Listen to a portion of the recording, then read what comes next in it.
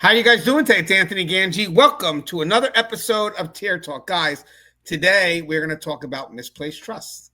When trust gets you hurt, complacency, corruption, and labels we ignore behind the wall. Guys, this conversation is very timely because Russ has a new book that will be coming out on the market very soon. There's a picture of it. Let me just get rid of this.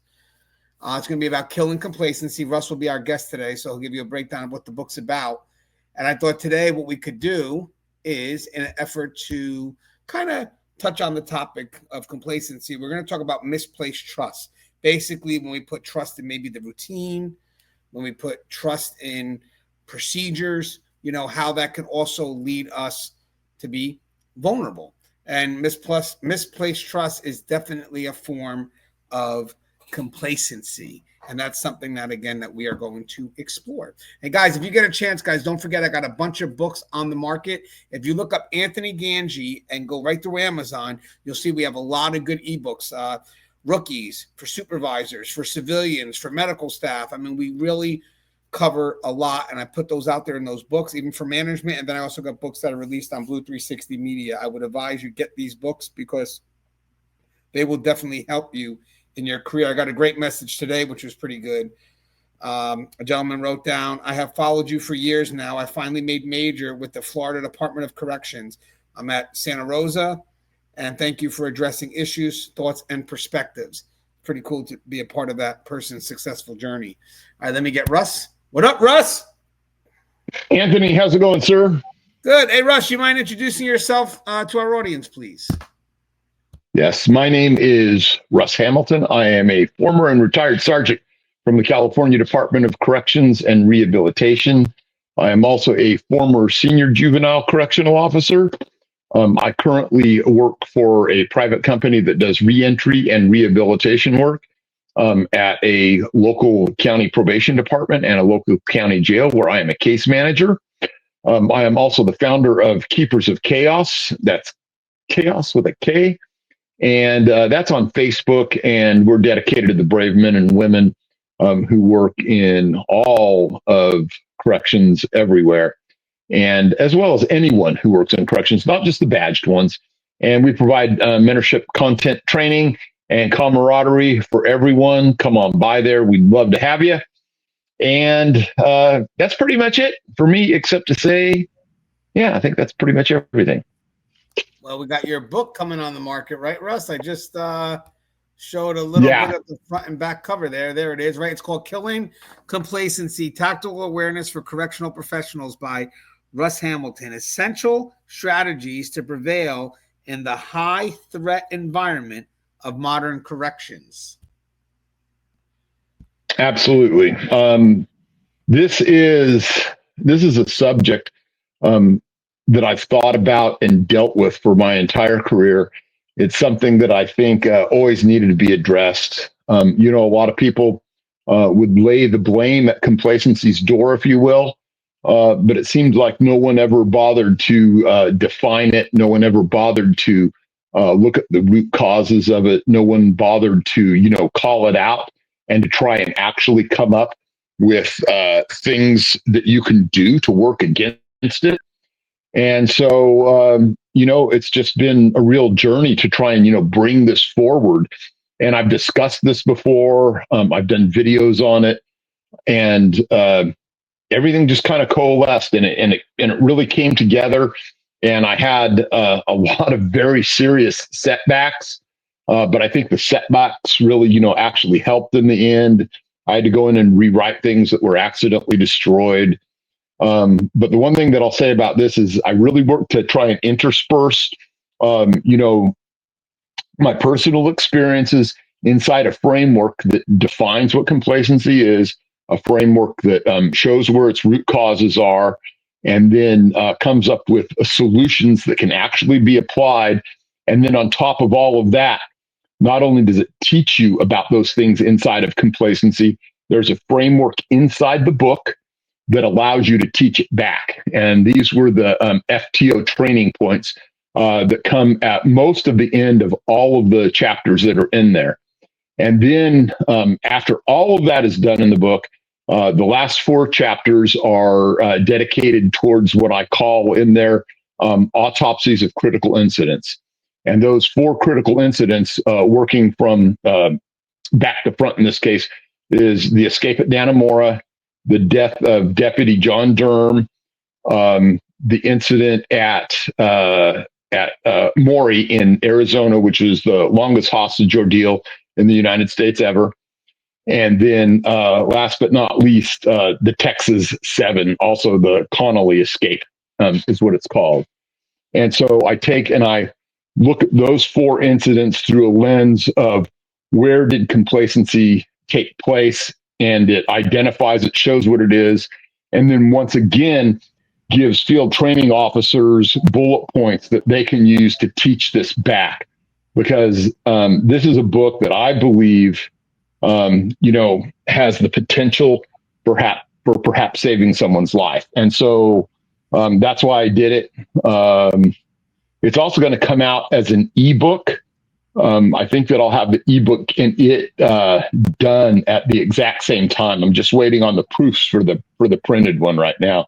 So yeah, I'm very proud of it, and I really think that this is going to be a book that will be well received. At least I hope so. Well, it's definitely timely. And guys, we always talk about behavioral complacency. Sometimes when you look at the news and you see escapes like Russ talked about, or just undo relationships, you look at simple things like, hands in the pocket during interaction, feet up on the desk, not doing your chores, and they're behavioral. So what do? You correct them. But at the end, how do you redirect it? And usually you find that there's a root to it all. And I feel a big part of that is misplaced trust. And we're going to cover some areas here today that may affect people and how they shift from providing effort to not providing effort. I think that technically is what we're talking about here. And even people that are watching it that say, well, you know what, Ganj, because this is what made me think of this topic. I had an officer kind of tell me that they would never trust an inmate. And I get it. Very extreme. I get it. You're not supposed to trust an inmate, but yet your efforts show me you do. You're not giving 100% effort in a search. You're not touring when you're supposed to. So even though you may not say you're trusting an inmate, you're providing no effort, and therefore the person that will benefit from that is the inmate. So sometimes there could be misplaced trust in certain things that we believe alleviates our effort. And sadly, this happens a lot. And this is why this discussion is happening today, because most likely when this trust gets misplaced, it affects the whole dynamic of the facility. So this goes way beyond just individualized behavior. These are cultural settings that we're going to discuss today. So the first thing I got, we're going to discuss is the hidden places, the hidden places that the hidden places we trust. There you go. Couldn't get that out. So the core message here is, as I mentioned, I don't trust inmates, but that's not where most misplaced trust begins. So I have a couple of things here, Russ. Sometimes there's a quiet trust that we place in routine. So again, nothing ever happens on this post, or nothing ever happens in this facility. And I want people to think of the mindset of that. When you say nothing ever happens, that you put a lot on the inmates to control, where I like to say, if we do have a good day, then the good day is based on everything that we did to make it happen. And that could even mean a good reaction to a code. But the point is, it puts control of a good day in our hands, as opposed to saying, yeah, nothing happened today, we had a great day. No, everything happened because we did what needed to be done. I also have over-reliance on policy or procedure as if it guarantees safety, which we all know.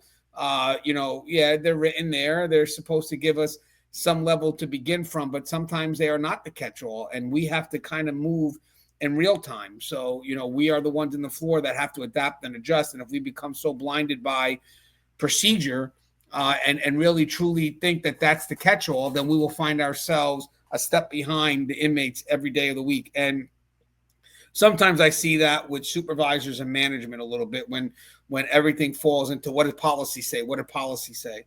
And then you got when we tend to drop our guard in predictable situations until it's too late. Hey, Russ, a simple question here, but can you think of a time when trusting the routine almost got someone hurt? Yeah, every single day.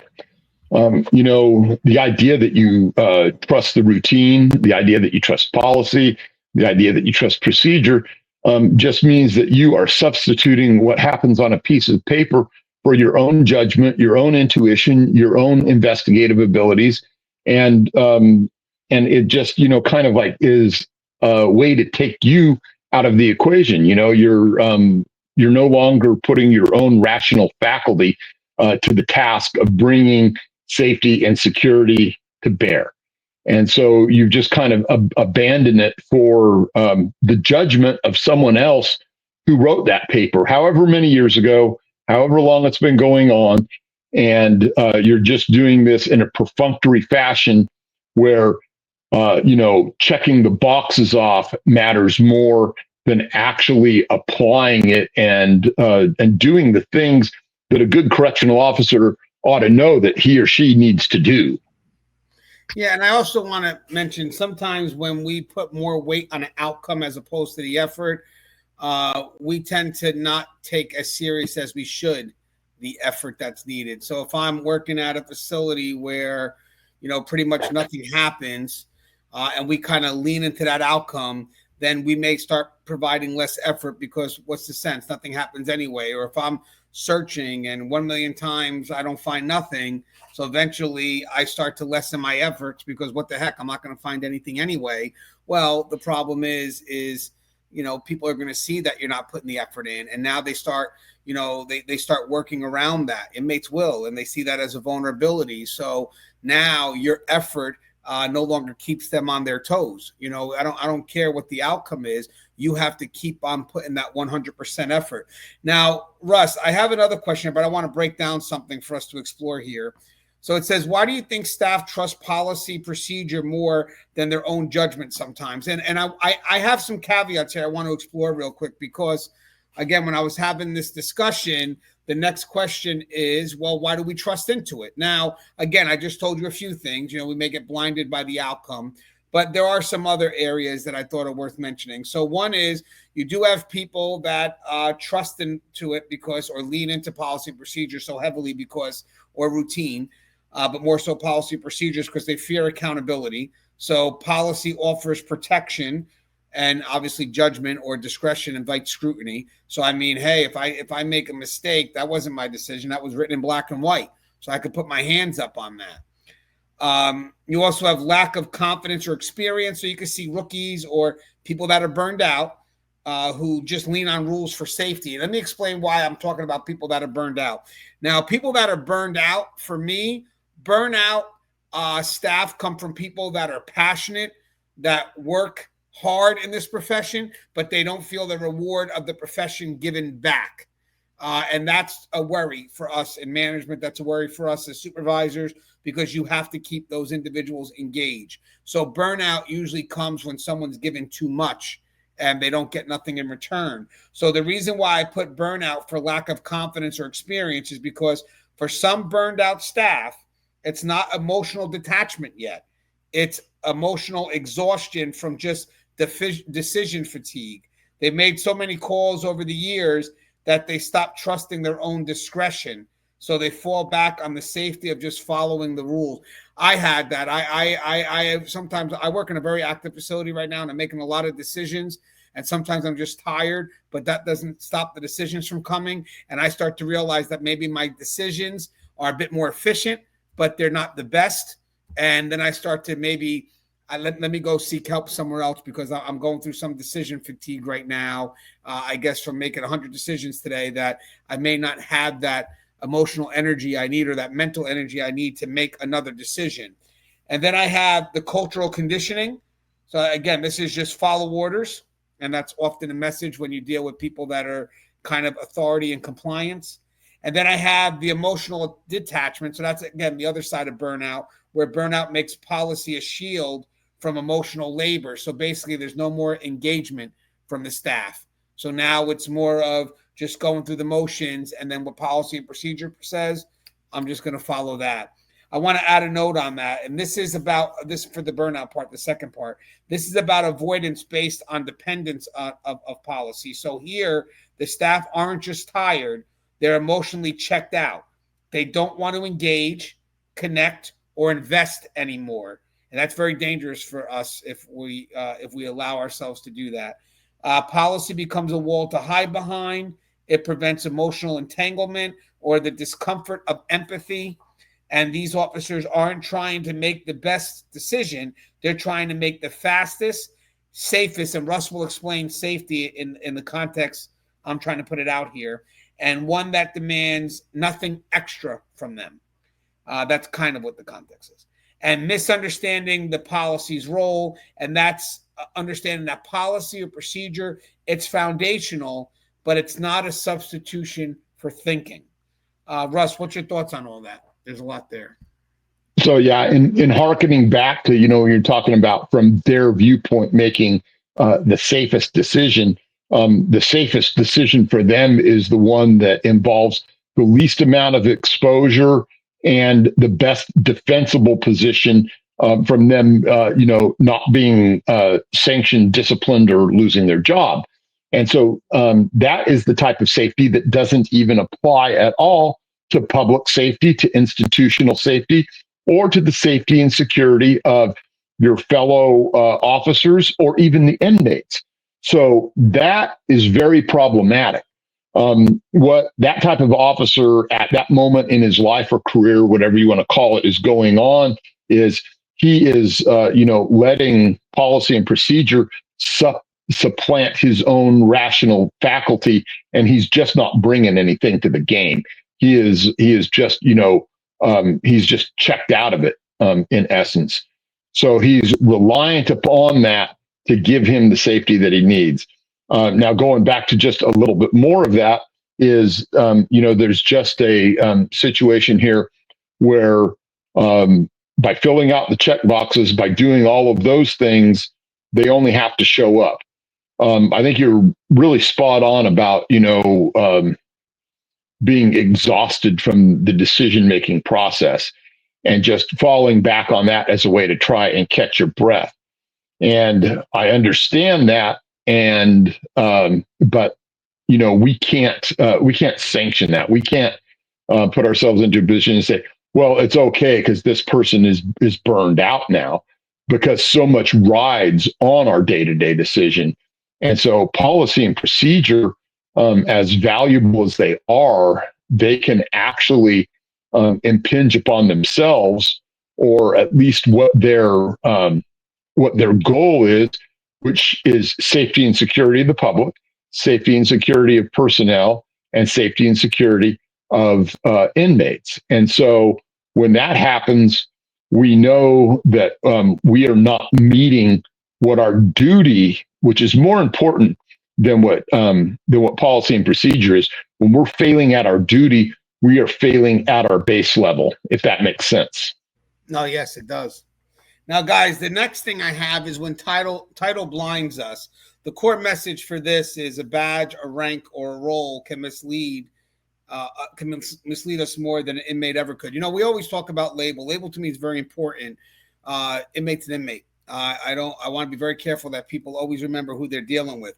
But I also want us to not be so blinded by label that we see labels first and things where it could bias our judgment. I was thinking of the Vicky White situation down in Alabama, if I remember, Alabama. Yes. Yeah, Alabama, where, she was high-ranking custodial supervisor, pretty much 3 levels up, pretty much running operations for that jail. And people removed the human error because they, substitute it with the title. There's no way a captain could do this, or no way a captain could do these wrong things. And it's like, yes, but the person could.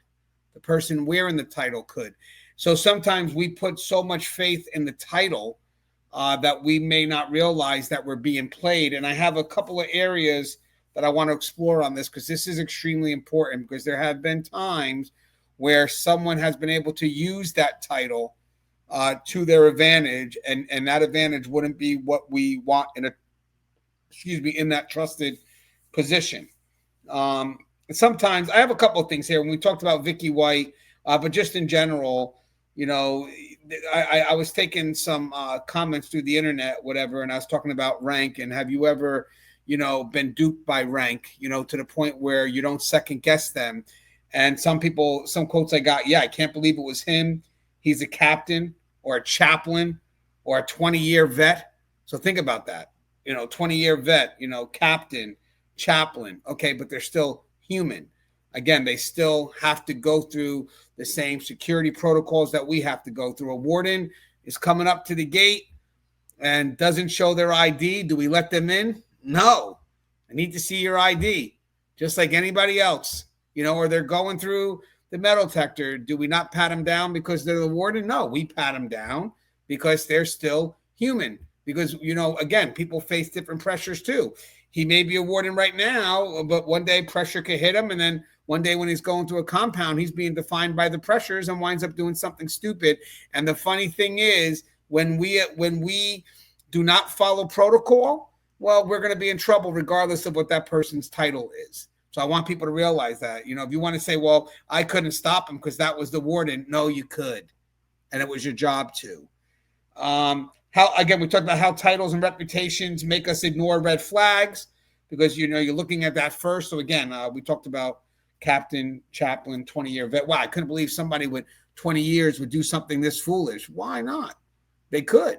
So you got to, have the mindset that it could happen. The emotional denial that comes with betrayal by someone we respect, that's strong. You work with someone for a long time. I've had this happen to me. You're a peer of theirs, but you're also a friend. They've been to your house, kind of like family. And then when they cross the line, you refuse to see it because, no, wait, not him. Why? And the only excuse you have is the connection you have. Everything else would make sense, but the connection you have is stopping you from making it make sense. So when someone says, well, why couldn't they have done it? Oh, because he's my brother. Because he's been working at the job for 20 years. Stop for a second. That doesn't answer my question. Why couldn't he have done it? And then I got when trust overrides observation, it becomes extremely dangerous. Russ, have you ever ignored a red flag because someone had a strong title or reputation? Yeah, as a matter of fact, maybe not with regards to policy and procedure, but in my book, I tell a story about just somehow I got caught up in this thing where I was with the lieutenant and a captain. Back in those days, you never saw a captain unless you were in trouble. And they were going on with me on my little, rounds inside the hospital, and an inmate, was there, and the lieutenant says, "Hey, what's he doing here?" And normally I wouldn't have even questioned. I just walked right by the inmate. I said, "Hey, what are you doing here?" And he looked at me and he opened up his hand and it had a razor blade in it. And I just kind of like, because, normally it would have been just, on like Donkey Kong, if you will. And that little split second hesitation because the captain was right behind me and he had it right in his mouth. And then it was on. And, I had to get him into shackles, and then I had to get myself into a lead vest, and we had to take him upstairs and, try and x-ray him, which we did. And it turned into a whole thing. And I was very, very, very young in corrections at the time. And so those things certainly exist. And I think that, one of the chapters in my book, I think it's chapter 6, the complacency of emotional familiarity. Captains and wardens are all people we kind of know and so forth. And so is, the guys and gals we work with. And even though I wrote that chapter primarily focused on manipulation from the viewpoint of inmates, it is something that we have to take into account. And so we can, be blinded by that. And anytime that we're blinded, that is in essence what complacency actually is, because that blindness encompasses situational awareness. And so if we have no situational awareness, we are complacent. Yeah, and I think when it comes to one of my experiences, I remember working with a supervisor who kind of visited the unit a little too much, and we wind up speaking to the supervisor and telling the supervisor how we felt, but more importantly, I think what it looked like, and the supervisor stopped. I believe he stopped for the right reasons, but he also could have stopped because we stood our ground, regardless of if they were a supervisor or not. And again, we didn't approach him, as rank or whatever. We approached him as people. Hey, Sarge, can I talk to you for a second? Yeah. Hey, listen, I've been talking to my boy here, and right now, you're kind of hanging out in the unit too much, talking to this one inmate, and we're a little uncomfortable with it.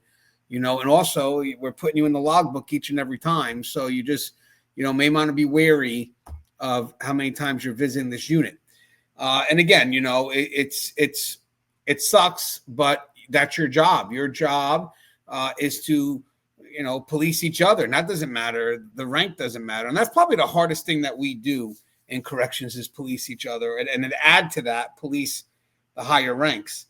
So the second question I have here, Russ, but I want to explore a little bit more on the second question. I have a few things here is, why is it harder to call out someone we respect? And then I also have another component to that. Why is it hard to speak up, especially about supervisors? So again, the label could cross laterally.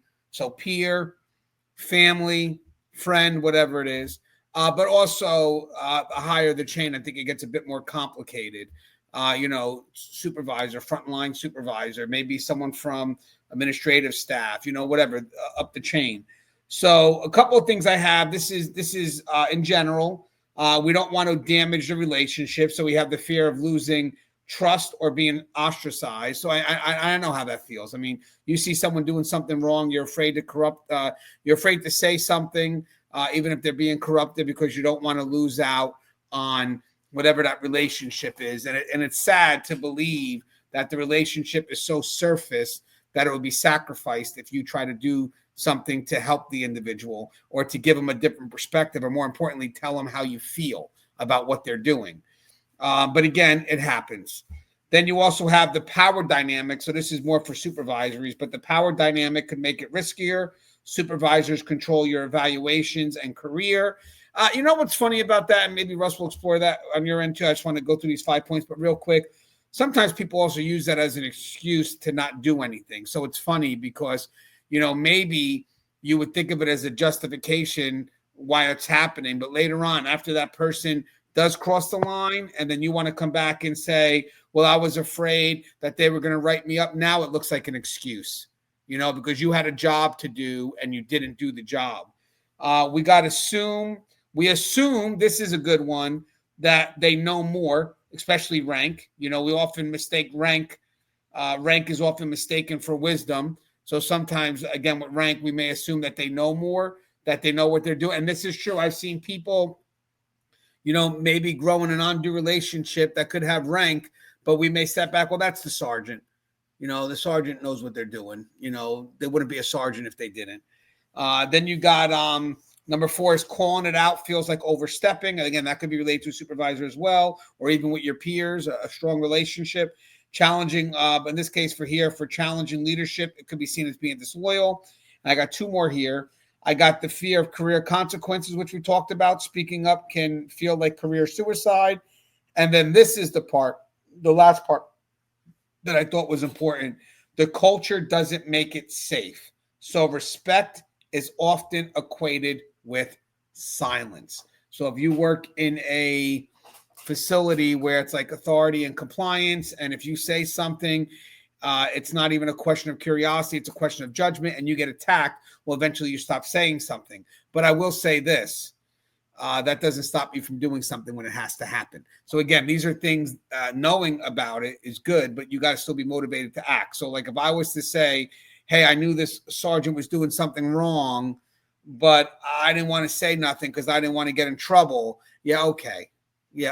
That's not going to go far when shit hits the fan and everybody's going to be held accountable, and they're going to come at you because you were in a position to do something right and prevent it, and you didn't. What's your thoughts on all that, Russ? Why is it harder to call out someone we respect? Yeah, I think that those are, really probably a pretty good list of those things. The power dynamic of the imbalance is certainly part of that.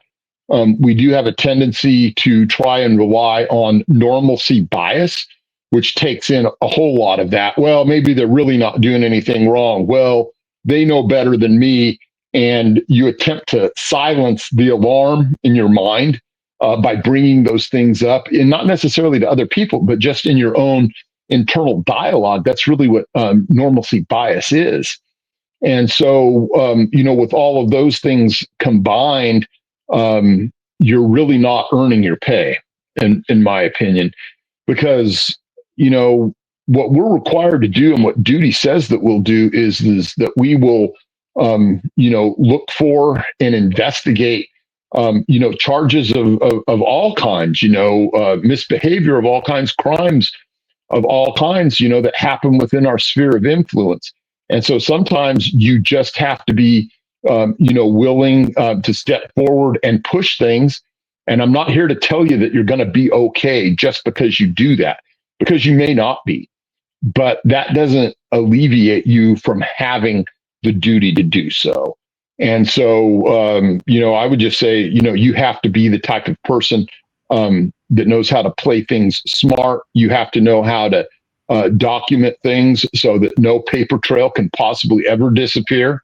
You have to be, willing to push the boundaries that other people set and are willing to accept, but you're not. I think that's, about as deep as I can get into it, because there's such a disparate number of environments that all of corrections works in. But I believe that from the bottom of my heart. And so, sometimes you may have to take a hit on those things. Yeah. Now, this next part is unique. It's about complacency and corruption. I want to mention some. So at the very beginning, we talked about misplaced trust. And there are times we've had discussions in the past where we talk about complacency could act under the conscious level. And at that point, some people may say, well, complacency is unintentional. Yeah, but it's also intentional because you left the door open. There's a lot of people that constantly stay alert their whole career because they don't allow themselves to fall into those complacent habits. So I think it's about keeping your mind active, playing those what if scenarios, and not leaving the door open. I think that's where the intentional effort is. You got to keep the door closed. You got to put your hand on that knob and you got to hold it throughout your career. So I have complacency and corruption, two sides of the same coin. So I'm really pushing now complacency to the extreme, only because, again, I'm choosing it to be as if you're opening the door for something to be allowed to happen. So again, this goes way beyond just the behavior. This is more about you allowing the door for it to be open so complacency can take root. So complacency just doesn't make us just lazy. It quietly opens the door to corruption. And I have here for complacency and corruption, two sides of the same coin. Okay, I just read that. Your core message: complacency doesn't just make us lazy; it leaves the door open for ethical collapse. So I had that a little different there. So again, I put this out there. I got some quotes back. Some of this will lean towards the inmate population. When someone says here's a quote: "It's just a favor." They've always been cool. That's a unique thought to have when dealing with an inmate population. Or this is interesting: corruption often starts through trust, not rebellion. I thought that was an interesting thought. And we're quicker to blame inmates than confront betrayal from our own. So again, there's a few areas here. But Russ, in your experience, even with the context of this dialogue, how does complacency start? Is there some misplaced trust that allows for that door to be open? There is both a spectrum of complacency, and there are also serious divisions within it. I think that, you can make a case that there are times and places where people have intentional, willful blindness. I think that there's also times and places where you can say that the person was totally unaware, yet you can still come back and say, but should they have been aware? Don't they know better? Shouldn't they have served a better, higher function based on the fact that, they're wearing that badge on their chest. So this is just, kind of a huge thing, which is a good reason for people to buy my book, by the way, to see, all of the many facets, the things that I have, that break down all the various parts of complacency. I start with the complacency of routine. I go through the complacency of confirmation bias. I go through the complacency of hindsight bias. I go through the through institutional complacency. I go through the complacency of projection, and I go through the complacency of emotional familiarity, and just dot right down the line that shows how all of that can interrupt what should be a good, well-trained officer, that's on the ball psychologically, and how that can just derail the whole thing from that point. And so this is a rich and deep subject that really does deserve this type of treatment from you and I, and something that I think isn't delved into enough, which of course once again is the reason for the book. So anyway, there are a great number of questions and answers that we can give here, but I think that's the best that I can prepare from what I see and from what my experience and level is. Yeah, and I took Russ. The reason why I put down misplaced trust is at the end of the day, I figure that when you're sitting back and not making the extra effort, then you're trusting that things won't go wrong today. I mean, that's if I was a supervisor and I saw somebody with their feet up or not doing a search the way it was. One of my things, if I had to correct them or redirect them, whatever way you want to do it, I'm going to start off with saying something like, so I guess you trust things won't happen today, because I think trust would lead towards the extreme of, when I say you trust things won't happen today, look at all the things I'm asking you to trust. And one of those is going to be the inmates.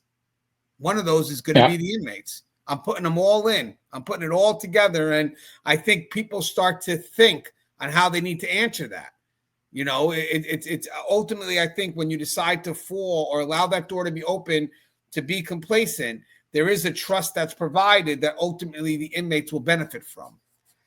And okay, Russ. If I can interject with a quick story that just came to mind, one of many like this. I had one of my supervisors one day. He said, "Hey, go on down to the laundry. There's a brand new inmate coming on the yard, and just make sure nothing bad happens." And anyway, so I went down there, and I had a partner with me and stuff. And anyway, we got down there, and the inmate came onto the yard, and I opened up the fence so that he could go in there and get his clothes, and you would think that it should be totally safe.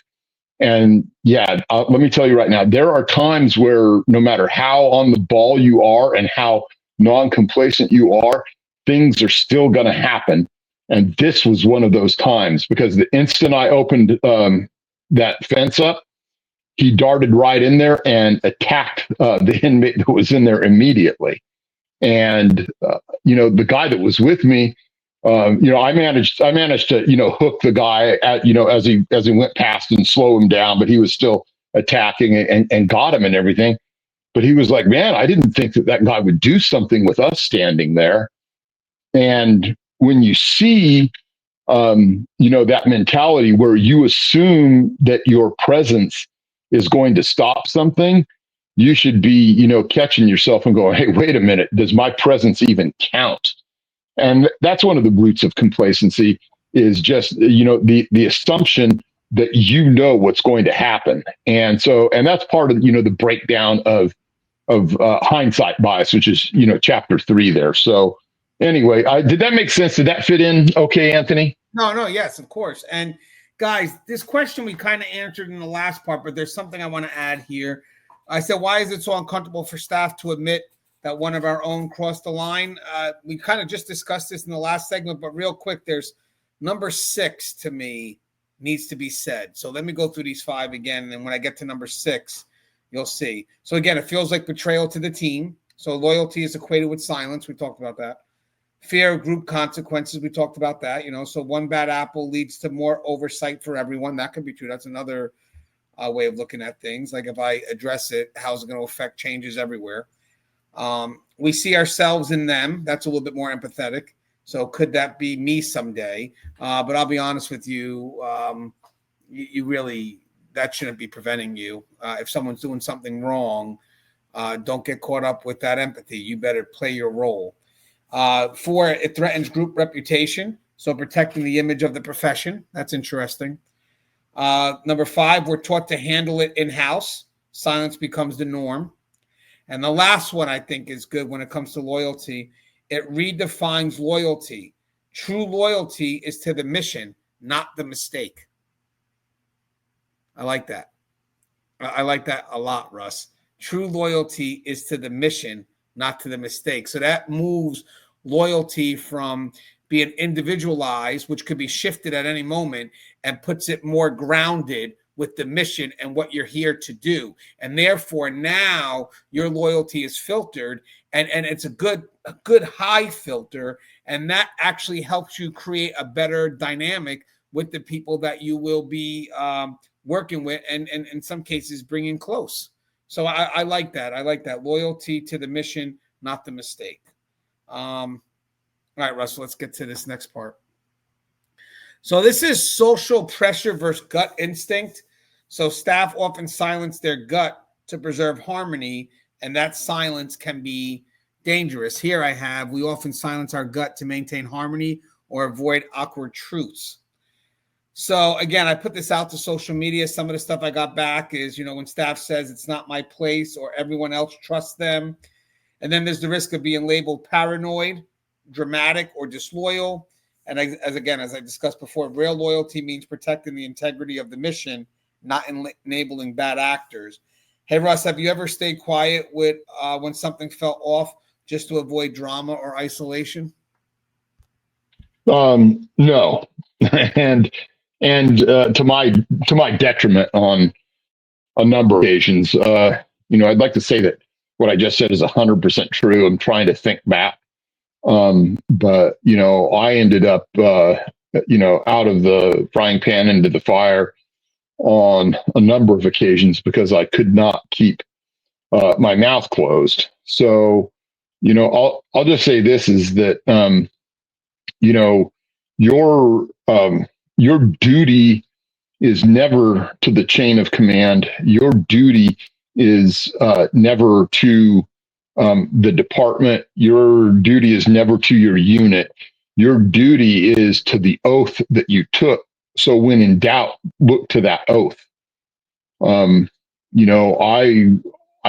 deeply wish that I hadn't had to go in and sit down and raise my hand and talk to people in IA the number of times, not too many, but a few, where it was not even necessarily real misbehavior that they wanted to know about, but it was some god awful political mission on their part, and it would have been easy for me to just say no, or not no, but just be quiet and assume that the institution was going to look out for me later.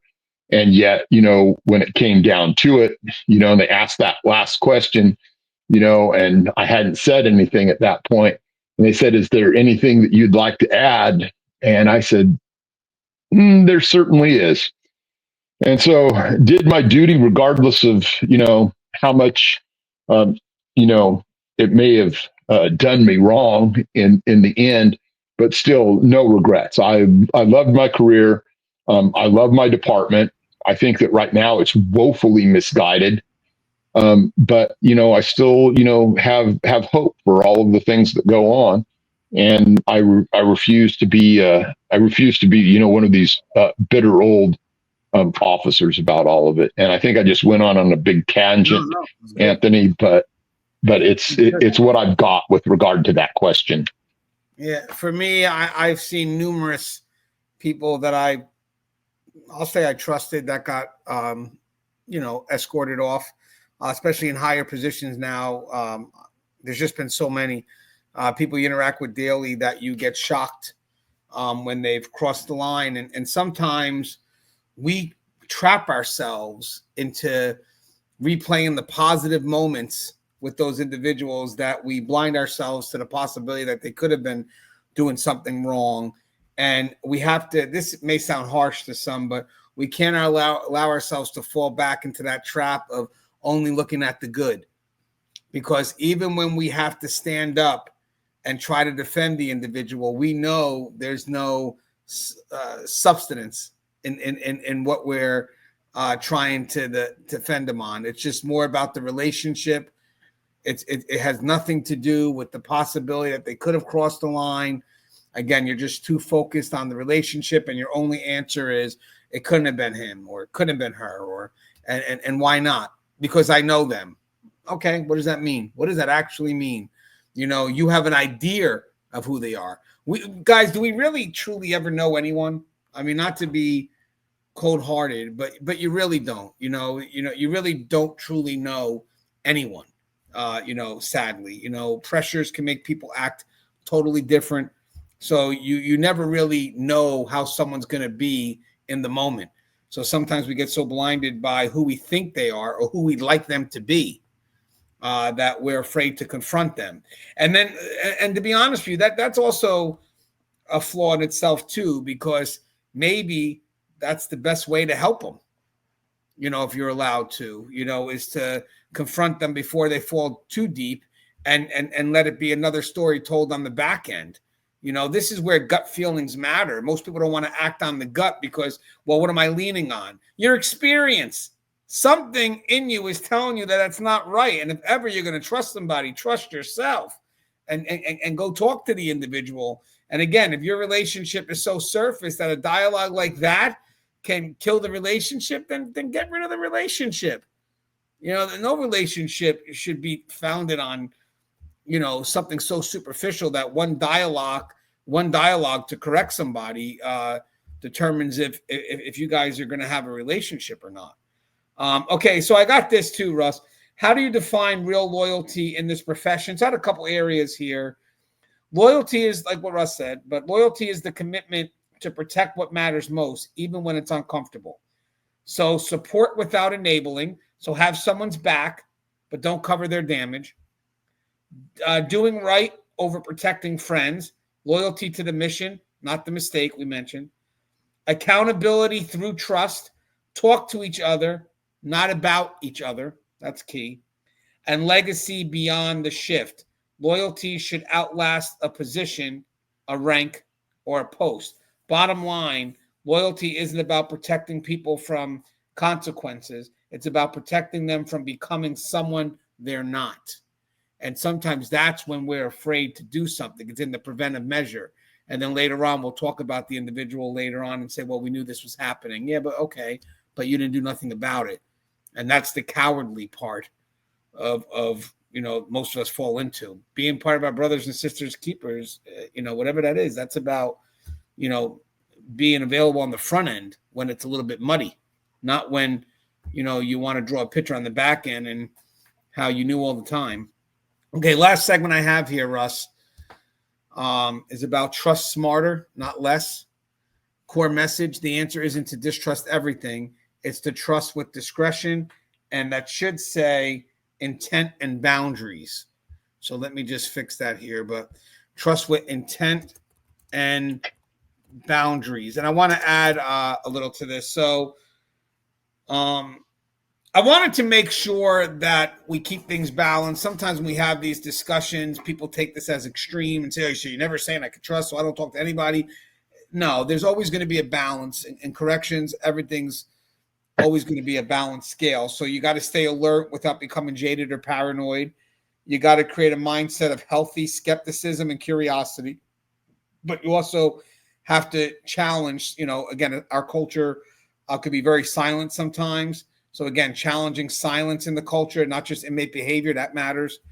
So Russ, what does smart trust look like in a correctional environment to you?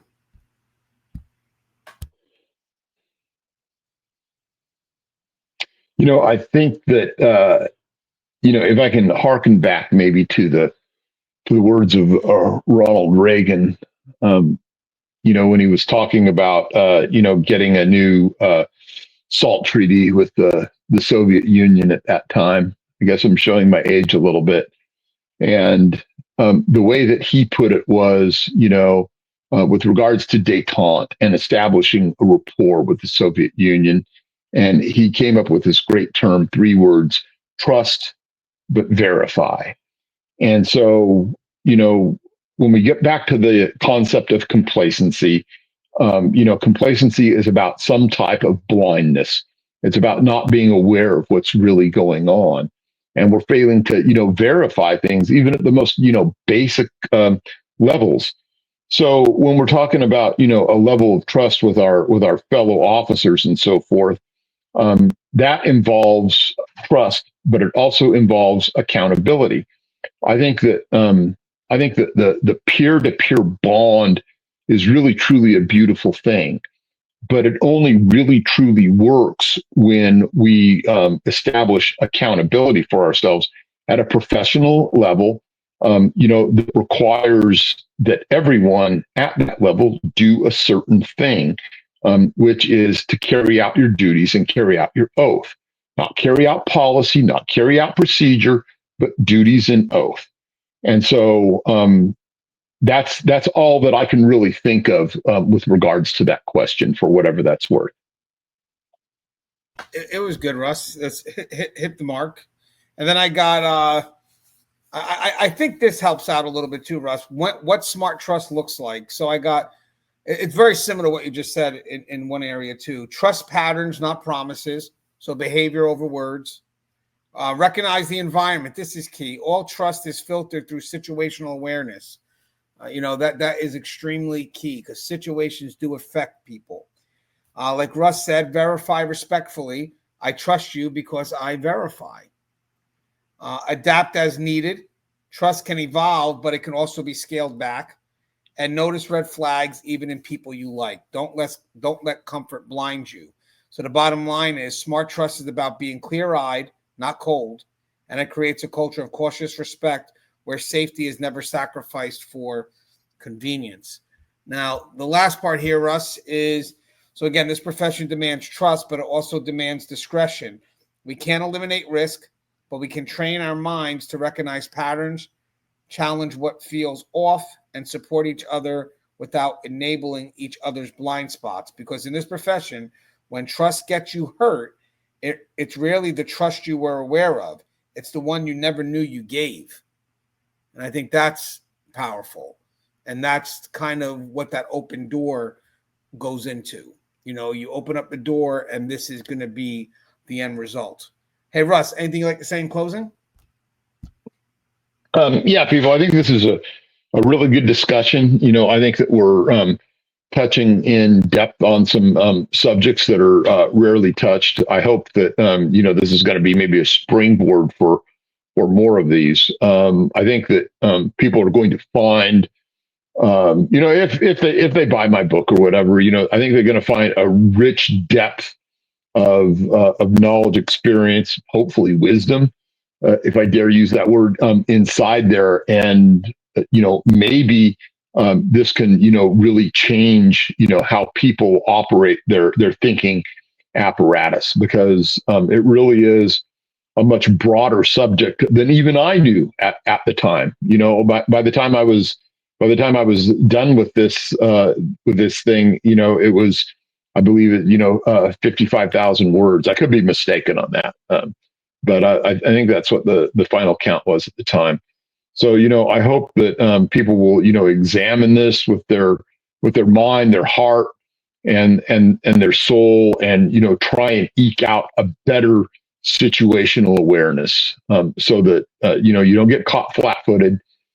Complacency kills, and that's something that you have to be willing to find a way to mitigate.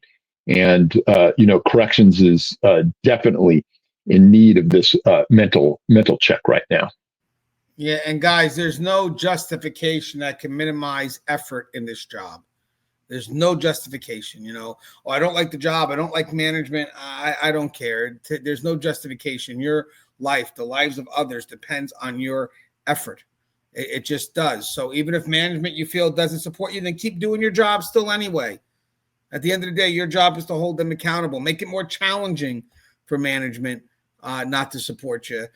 Because at the end, when we minimize our efforts, and then you want to tell me these are the reasons why, I don't see justification. I see excuses that you've utilized that you now believe are real. And that's what you utilize to keep you complacent.